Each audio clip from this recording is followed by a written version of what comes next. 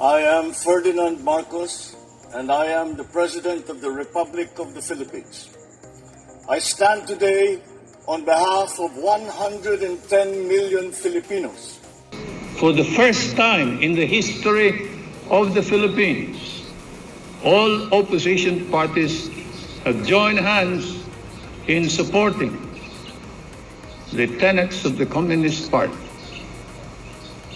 This party is godless. It recognizes no private property. It has no true elections. Freedom of speech is not tolerated, nor are the fundamental freedoms enshrined in our Constitution. It would convert our government into a totalitarian dictatorship. This is what we are fighting against. Ours is the only government that has established a tanod bayan and an ombudsman, and yet they could, who may have reneged in the performance of their duties. It has prosecuted the highest-ranking officer on one front and the fight for enduring economic and political stability on the other. And we will, it must be by the strength of our own democratic ideology, keenly understood and passionately advanced. If you are to contend with vigor, instead of merely trusting to chance, then we will. It must be by this zealous advocacy of our own ideas and beliefs.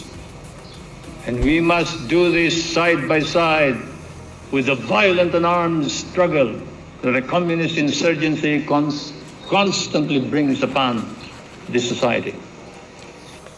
So yun mga kababayan, na panood nyo yung talumpati ng dating Pangulong Marcos Sr.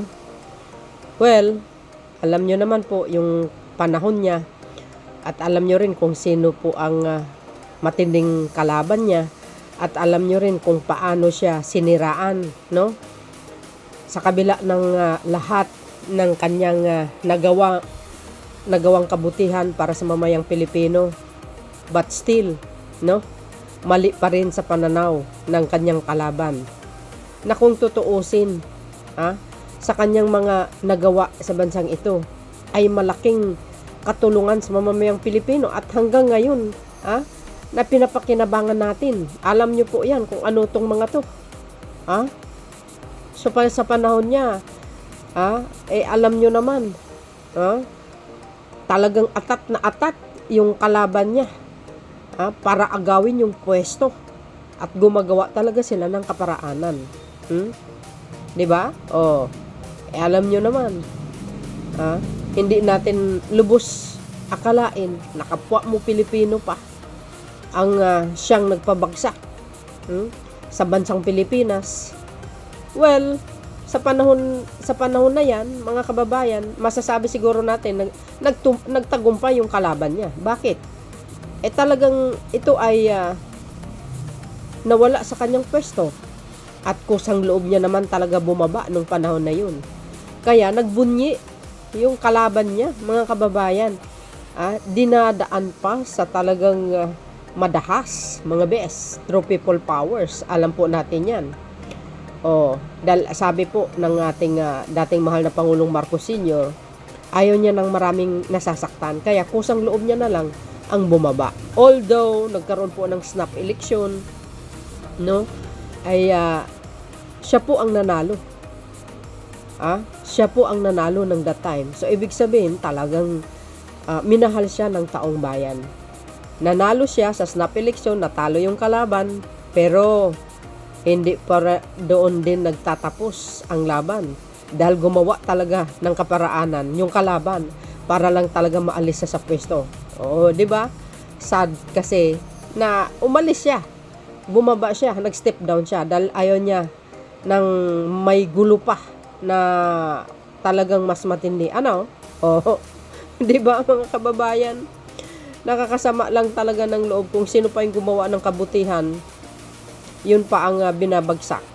So dito sa kanyang speech, alam nyo naman kung ano ibig sabihin nun. Talagang namamayani talaga nung panahon na yun ang mga komunista. Alam nyo naman siguro ang buong story niyan, di ba? Nung mula nung 1986, mga kababayan, umupo yung kalaban. Talaga naman namamayagpag ang mga komunista, mga bes. Yung umupo na siya, ay Ilang mga komunista ang nakulong, pinalaya niya. Oh, di ba? Di kaya naloka.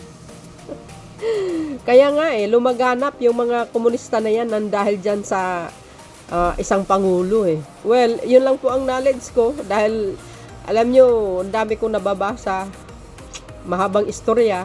So, ito lang ang mahirap sa Pilipinas. Ewan ko ba, hindi nawawala yung mainggitin, di ba? Hindi alam kung paano sumuporta sa isang pangulo na napakagaling naman mamuno. Oh, 'di ba? Tulad ngayon kay Pangulong Marcos Jr. Tingnan niyo, ang daming nagawang kabutihan sa mamayang Pilipino, tapos binabaliktad pa siya ng isang salot sa lipunan. Na walang alam kundi manira lang. Oh, wala daw nagawa ang gobyerno. Oh, what the heck? Ewan ko ba? I hope ang mamayang Pilipino gising na dapat. Wag na mangyayari yung nakaraan. Kasi nabubulag tayo sa mga magagandang black propaganda ng kalaban. Alam na po natin sa panahon ngayon ni Pangulong Marcos Jr., yung mga kumakalaban sa kanya ngayon, alam nyo ang punot dulo ng buong pagkatao ng mga kalaban niya. Alam natin na pumapatay ng tao yan. Na parang aso na lang. Brutal.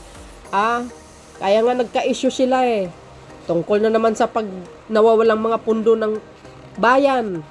Alam po natin ang lahat na nangyayari. Kaya gising tayo. Huwag natin hayaan na makabalik sila sa pwesto. Alagaan po natin ang bansang Pilipinas. Tayong mga Pilipino, kapit bisig. Huwag natin hayaan na mawala lang ang mga pinagpagura ni PBBM. Di ba? Pag ito natapos ang kanyang termino, iba ang umupo. Lahat po 'yan mawawala. Sinasabi ko sa inyo, babalik 'yan ang illegal gambling, babalik ang mga tsikwa, babalik ang pugo.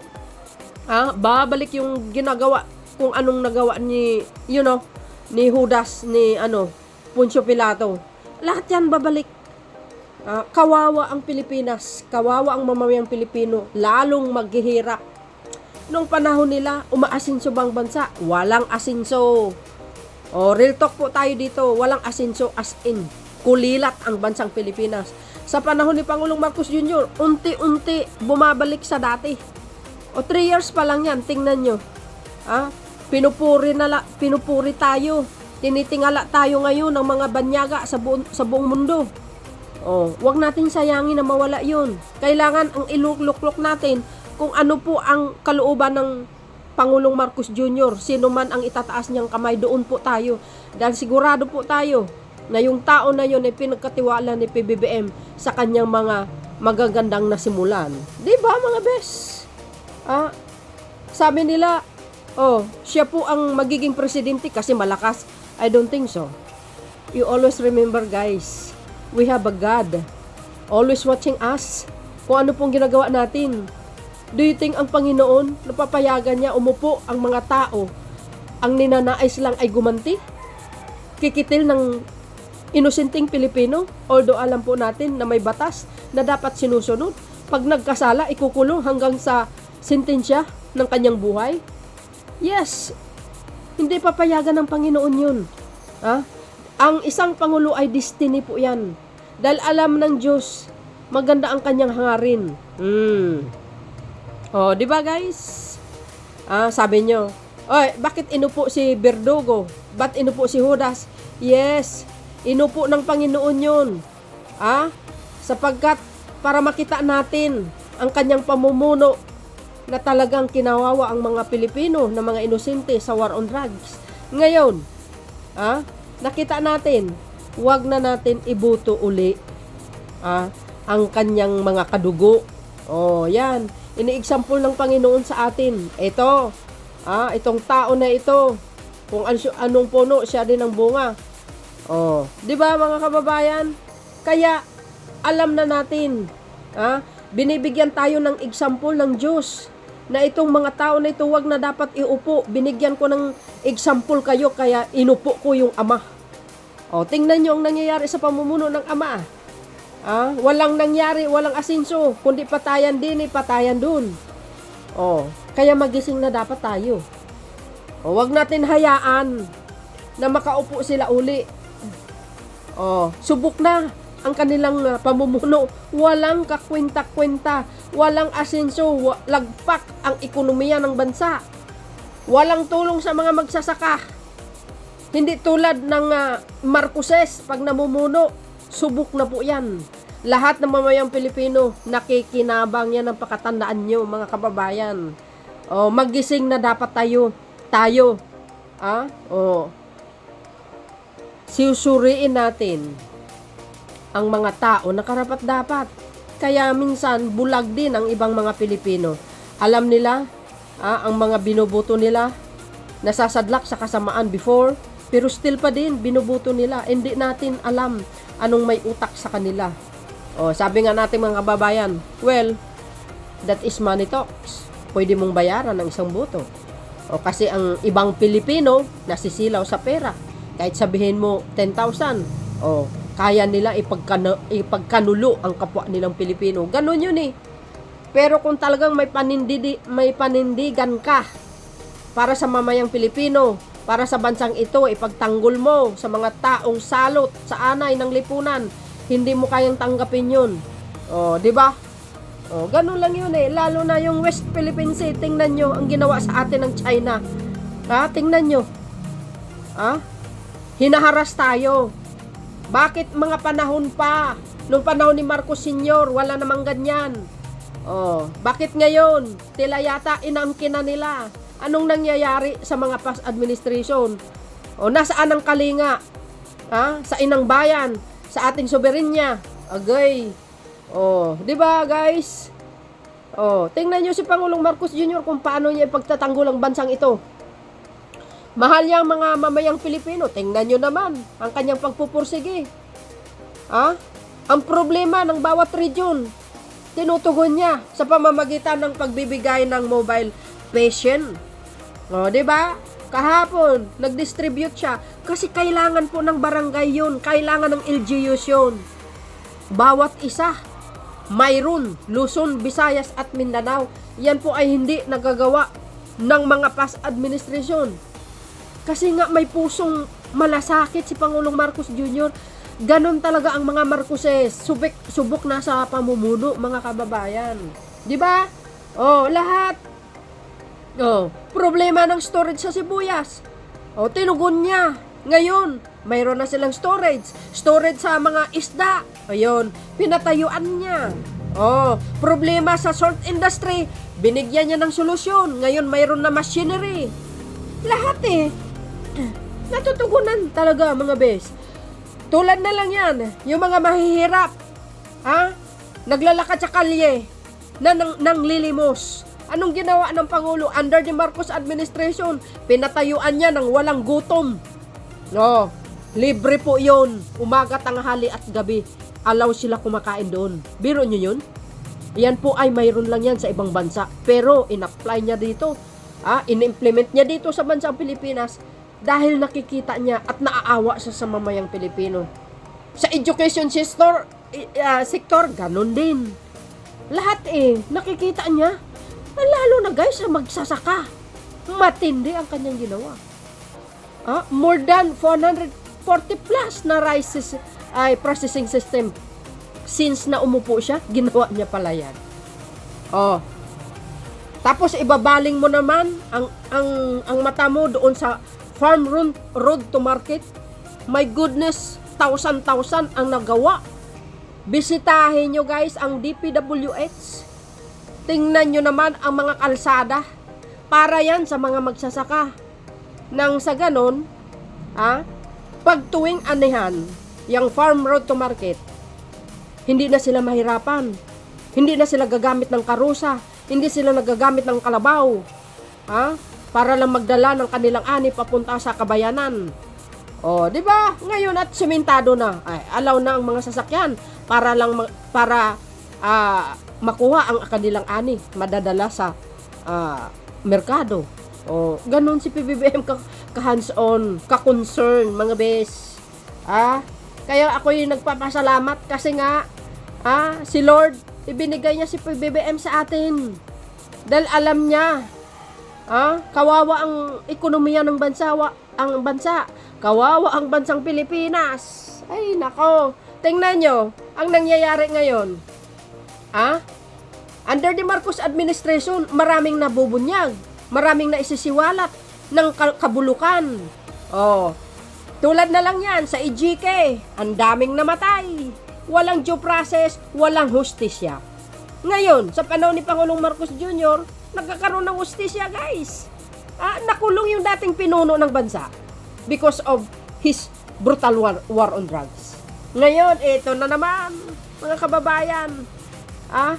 Sabongeros. You see? Kaya sabi ko parang si PBBM ang naglilinis talaga eh. Di ba? Sabi nga natin, buhay po ang kinuha mo, buhay din ang kapalit. Ngayon mananagot ang dapat mananagot. Di ba? Talamak ang illegal gambling sa bansang ito. Yung sa pamamagitan ng Pogo, hanggang ngayon ang iba nagtatago, yung mga tsikwa.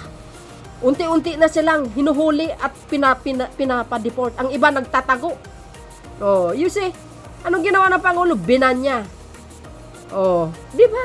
Ganyan dapat ang isang dekalidad na Pangulo na dapat mamumuno ng bansa. Yan dapat ang titingnan natin sa susunod na mga eleksyon. Nakarapat dapat na mamuno sa palasyo. Yun eh. You see, sa panahon ni Pangulong Marcos Jr., yung mga NPA nagbalak loob, binigyan niya ng hanap buhay, binigyan niya po ng libreng pabahay. Saan kayo makakita niyan? Mga mamamayang Pilipino na naghihirap, nasa squatter area, pinagawa ng pambansang pabahay.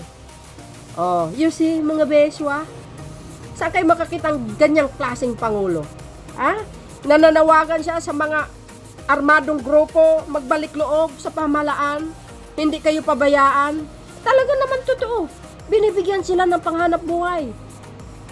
Kahit mga bandidong Muslim. See? Nakikiusap ang Pangulo sa kanila. Ganun dapat. So yun, mga kababayan, yun po ang nakikita ko eh. Yun po ang natutuklasan ko eh. Kinukumpara ko po yung mga Pangulo na nagdaan sa kasalukuyang Pangulo at sa Pangulong Marcos Sr. Pero nyo yun, ang laki ng pagkakaiba. Kaya masasabi ko siguro, hindi forke Marcos supporters or Marcos loyalist ka, ako, I'm proud for being a Marcos loyalist. Hindi forke Marcos loyalist ako, kumbaga, ipinagmamalaki ko, natural pa nagmamalaki ko kasi magaling sila mamuno. Pero sa kabila ng lahat, makikita nyo naman ang gawa nila. Konkreto guys, di kalidad. Kasi mahal nila ang bansang Pilipinas. May concern sila. Alam po natin ang Marcoses, sa kabila ng magagandang ginagawa nila sa bansang ito, sa pagpupursige para maiahon din ang bansang ito at hindi na maging kulilat sa mga karatig bansa natin. Pero siya rin po ang paninira. Grabe. Mismo kapwa mo Pilipino, siniraan mo pa ang sarili mong watawat, ang sarili mong bansa sa ibang bansa. Di kayo naloka? Ewan ko ba? Ano bang klase? Bakit gustong-gusto nila mamuno, makuha yung silya ng palasyo? Anong mayroon dyan? Sabi nga na iba, kasi marami silang makukurakot eh. Well, maaring tama, maaring hindi. Yung kanilang mga pananaw. Di ba? Pero masasabi natin siguro, maaring gano'n na lang, gano'n na siguro ang nangyayari, ang katotohanan, di ba? So, yung guys, ang aking pinaka-latest updates. Ako, kinukumpara ko lang talaga yung mga dating Pangulo at saka sa kasalukuyan. Malaki ng pagkakaiba. Wala sila sa level ng pamumuno ng Marcoses. Sa totoo lang, reto po tayo. So yun guys, maraming salamat sa inyong watching. See you again on my next upload. Bye bye bye. Yan babus. God bless Philippines.